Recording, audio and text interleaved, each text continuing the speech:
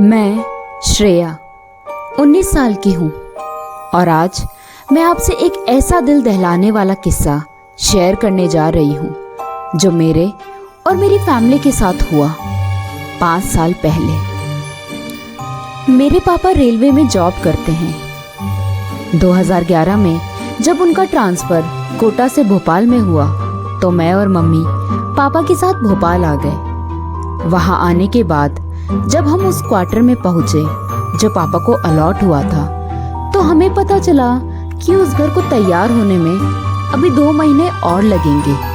इसीलिए उन्होंने हमें एक पुराना सा क्वार्टर जो 2nd फ्लोर पे और 5 साल से बंद था वो दे दिया, ये कह के कि जब नया घर तैयार हो जाएगा तो हम उसमें शिफ्ट हो जाएं। जब हम उस घर में पहुंचे तो मुझे ना जाने उस घर को देख के कुछ अजीब सा महसूस हुआ।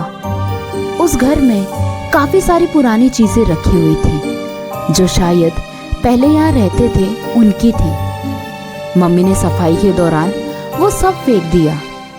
तभी जब मैं नहाने के लिए बाथरूम गई तो मैंने देखा बाथरूम की दीवारें पूरी काली पड़ी हुई हैं। दीवारों को देख के ऐसा लग रहा था जैसे वहां कभी कोई आग लगी थी और इसीलिए वो जली हुई है। मैं जली हुई दीवार को देख के बहुत डर गई थी और मैंने मम्मी को जोर से आवाज लगाई, मम्मी मम्मी यहाँ आओ।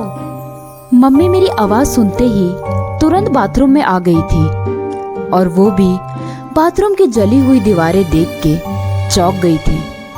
मम्मी ने पापा को बताया और पापा ने पेंट लाके सारी दीवारें पोत दी थी।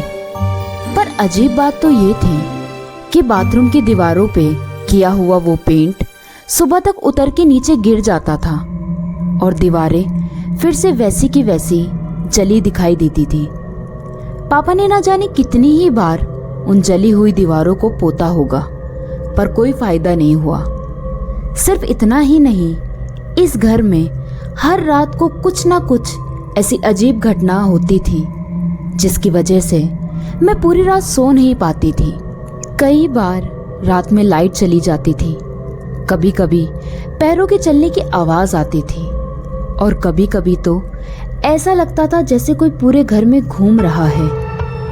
जो मैं महसूस कर रही थी जब मैंने ये सारी बातें मम्मी को बताई तो मम्मी ने मेरी इन बातों को बुरा सपना बता के टाल दिया।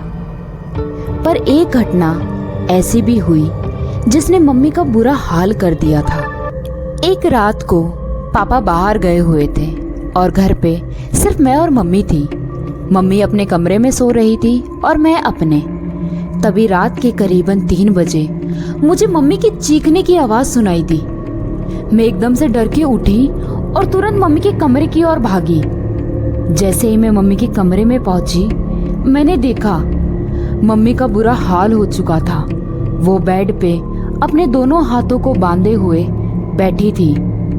12 डिग्री टेम्परेचर होने के बाद भी उनके सर से पसीना टपक रहा था और उनके चेहरे से साफ साफ दिखाई दे रहा था कि वो कितनी डरी हुई है। मैं मम्मी की ओर भागी और मैंने उनसे पूछा, मम्मी क्या हुआ आपको? मम्मी डरते हुए और अपने कांपते हुए हाथ को दरवाजे की ओर करते हुए कहने लगी, वहाँ वो आदमी, वो जला हुआ आदमी। मैं तुरंत उठी और मैंने पूरा घर देखा पर घर में कोई नहीं था मेरे और मम्मी के सिवा। किसी तरह मैंने मम्मी को संभाला और पापा को कॉल करके तुरंत घर आने को कहा। पापा के आते ही मम्मी ने उन पे गुस्सा उतारते हुए कहा, सुनिए जी, मुझे ना अब इस घर में एक पल भी नहीं रहना है। मुझे बताइए हम कब शिफ्ट हो रहे हैं यहाँ से। पापा मम्मी की हालत समझ रहे थे पर उन्हें इस बात पे यकीन नहीं था कि इस घर में उन्होंने किसी जले हुए आदमी को देखा।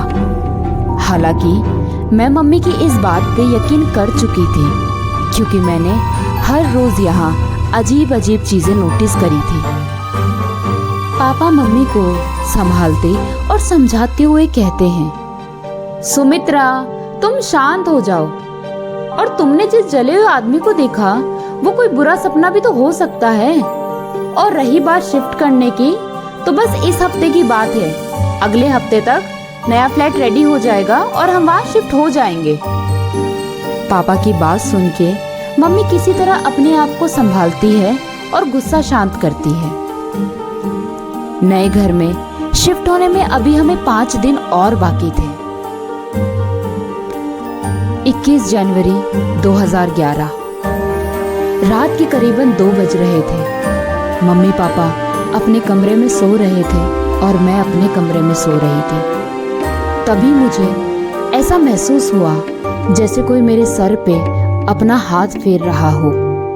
मैंने नींद में उस हाथ को हटाने की कोशिश भी करी, लेकिन हर 5 मिनट में वो हाथ मेरे सर पे वापस आ जाता था और मेरे सर को सहलाने लगता था। सिर्फ इतना ही नहीं, मुझे नींद में ये भी महसूस हो रहा था जैसे किसी की सिर्फ 3 उंगलियां मेरे सर पे घूम रही है। मुझे पहले तो लगा शायद मम्मी होगी। जब मैंने परेशान होके गुस्से में उठी तो मैंने देखा वहां कोई नहीं है। मैं डर गई थी काफी, इसीलिए मैंने लाइट ऑन करी और फिर से सोने चले गई। पर जो हाथ पहले मेरे सर पे घूम रहा था, अब वो मुझे मेरे पैरों पे महसूस होने लगा था, जैसे कि कोई मेरे पैर दबा रहा हो। मैं गुस्से में फिर से उठी और मैंने देखा वहां कोई नहीं था और लाइट भी अपने आप बंद हो चुकी थी। मेरा डर और भी बढ़ गया था, पर किसी तरह इस अजीब हरकत को नजरअंदाज करते हुए मैं फिर से सोने चले गई और मैंने डर के मारे कंबल को अपने मुंह के ऊपर तक ढक लिया। कुछ मिनटों बाद वो हाथ मेरी कंबल के अंदर से होते हुए फिर से मेरे सर पे आ गया और मेरे सर को सहलाने लगा। मेरा पूरा शरीर कांपने लगा था। मेरी हिम्मत नहीं हो रही थी कि मैं कंबल को अपनी आंखों से हटा के देखूं कि वहां कौन है। जब मुझे सांस लेने में बहुत तकलीफ होने लगी तो मैंने बड़ी हिम्मत जुटा के धीरे से कंबल को अपने चेहरे से उठाया और दूसरी ओर पलट के देखा। मेरे बाजू में एक जला हुआ आदमी लेटा हुआ था। उसके हाथ की 2 उंगलियां नहीं थी और वो मेरी ओर देखते हुए मेरे सर को सहला रहा था। उसका भयानक जला हुआ चेहरा देख के मैं चीख उठी। मेरी चीख सुन के मम्मी पापा तुरंत भागते हुए मेरे कमरे में आ गए। आज मेरी हालात बिल्कुल वैसी ही है जैसे उस दिन मम्मी की थी। पापा मम्मी घबराते हुए मेरे पास आते हैं और मुझे बड़े प्यार से पूछते हैं, क्या हुआ बेटा? मैं उन्हें सब बता देती हूँ। पापा पापा वो उधर जला हुआ आदमी। मम्मी जले हुए आदमी की बात सुन के समझ जाती है कि ये वही है जो उस दिन उन्हें दिखा था और आज उनकी बेटी को। पापा को पहले यकीन नहीं था कि मैंने और मम्मी ने जिस जले हुए आदमी को देखा, क्या वो सच में था या केवल हमारा वहम था।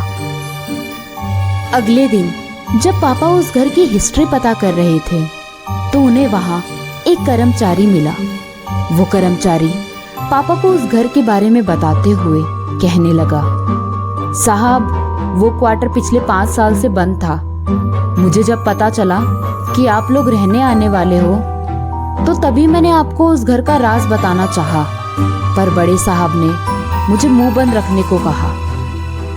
पापा ये बात सुन के चौंक जाते हैं और उस कर्मचारी से पूछते हैं, कैसा राज? तब वो कर्मचारी जवाब देते हुए कहता है, साहब 5 साल पहले मिस्टर त्यागी अपने बेटे के साथ उस क्वार्टर में रहते थे। किसी हादसे में उनके 15 साल के बेटे का एक्सीडेंट हो गया और उसकी मौत हो गई थी। इस सदमे को वो बर्दाश्त नहीं कर पा रहे थे, इसीलिए उन्होंने उसी घर के बाथरूम में खुद को आग लगाकर खत्म कर दिया था। तभी से उनकी तड़पती हुई आत्मा उसी घर में भटक रही है और इसीलिए पिछले 5 साल में उस क्वार्टर में रहने कोई नहीं आया। ये सब हकीकत जान के पापा के होश उड़ जाते हैं और तब उन्हें मेरी और मम्मी की बात पे यकीन होता है। हालांकि हमने उसी दिन वो क्वार्टर खाली कर दिया था, पर उस जले हुए आदमी का चेहरा आज भी कई बार मुझे नींद में दिखाई देता है। जब मैंने मम्मी से पूछा कि मम्मी, वो चेहरा मुझे अब भी क्यों दिखाई देता है, क्यों डराता है, क्यों मैं उसे भूल नहीं पा रही हूँ, तो मम्मी मेरे इन सवालों का जवाब देते हुए मुझसे कहती है, बेटा, उस आदमी ने अपना बेटा खोया है जो तेरी ही उम्र का था। शायद उसे तुझ में अपना बेटा दिखाई देता होगा, पर तू परेशान मत हो। बुरी चीजों को दिमाग से निकालने में थोड़ा वक्त लगता है। देखना, तो धीरे धीरे सब भूल जाएगी। मम्मी की बात सुन के मुझे थोड़ी राहत महसूस होती है, पर उस घटना के बाद से मैं अब भी मम्मी के साथ ही सोती हूँ। न जाने उस घटना को मैं कभी भूल पाऊंगी या नहीं।